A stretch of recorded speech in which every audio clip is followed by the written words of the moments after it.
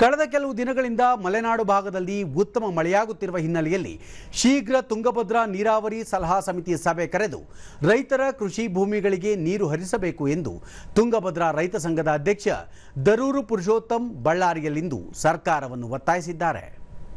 ಕಳೆದ ವರ್ಷ ತುಂಗಭದ್ರಾ ಜಲಾಶಯದ ಗೇಟ್ ಮುರಿದು ಬಿದ್ದ ಪರಿಣಾಮ ರೈತರ ಎರಡನೇ ಬೆಳೆಗೆ ಅಗತ್ಯ ನೀರು ಒದಗಿಸಲು ಸಾಧ್ಯವಾಗಿರಲಿಲ್ಲ.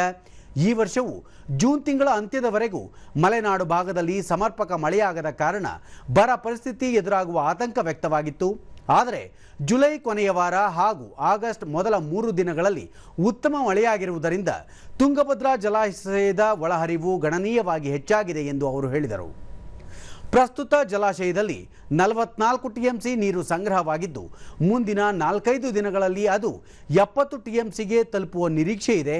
ಹೀಗಾಗಿ ಆಗಸ್ಟ್ 9ರೊಳಗೆ ತುಂಗಭದ್ರಾ ನೀರಾವರಿ ಸಲಹಾ ಸಮಿತಿ ಸಭೆ ನಡೆಸಿ ನೀರಿನ ಕೊರತೆಯಿಂದ ಒಣಗುತ್ತಿರುವ ಭತ್ತ, ಹತ್ತಿ ಸೇರಿದಂತೆ ಇತರೆ ಬೆಳೆಗಳಿಗೆ ತಕ್ಷಣ ನೀರು ಹರಿಸುವ ನಿರ್ಧಾರ ಕೈಗೊಳ್ಳಬೇಕು ಎಂದು ಅವರು ಸರ್ಕಾರವನ್ನು ಆಗ್ರಹಿಸಿದರು.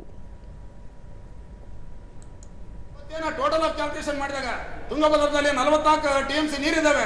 ಈಗ ಅಲ್ಲಿ ಏನು ತುಂಗಾಲಿಂದ ಬರ್ತಕ್ಕಂಥ ನೀರು 23 ಟಿಎಂಸಿ ಇದಾವೆ, ವರದಲ್ಲಿಂದ ಬರ್ತಕ್ಕಂಥ ನೀರು 3 ಟಿಎಂಸಿ ಇದಾವೆ. ಹಂಗಾಗಿ 9ನೇ ತಾರೀಕಿಗೆ ನಮ್ಮ ಜಲಾಶಯ 71 ಟಿಎಂಸಿ ನೀರಾಗುತ್ತೆ. ನಮ್ಮ ಬೆಳೆಗಳಿಗೆ ಸಂಪೂರ್ಣವಾಗಿ ನೀರಾಗ್ತಕ್ಕ ಪ್ರಯತ್ನ ಇರೋದಕ್ಕಾಗಿ ನಮ್ಮ ಜನಪ್ರತಿನಿಧಿಗಳು ಶೀಘ್ರವೇ ತುಂಗಭದ್ರಾ ಜಲಾಶಯದ ನೀರಾವರಿ ಸಲಹಾ ಸಮಿತಿ ಸಭೆ ಕರೆದು ಆಂಧ್ರ ಕರ್ನಾಟಕದ ಮಧ್ಯೆ ಎಲ್ಲ ಅನುಕೂಲತೆ ಮೇರೆಗೆ ಬೇಗನೆ ನೀರು ಬಿಡಬೇಕಂತ ವಿನಂತಿ ಮಾಡ್ತಾರೆ.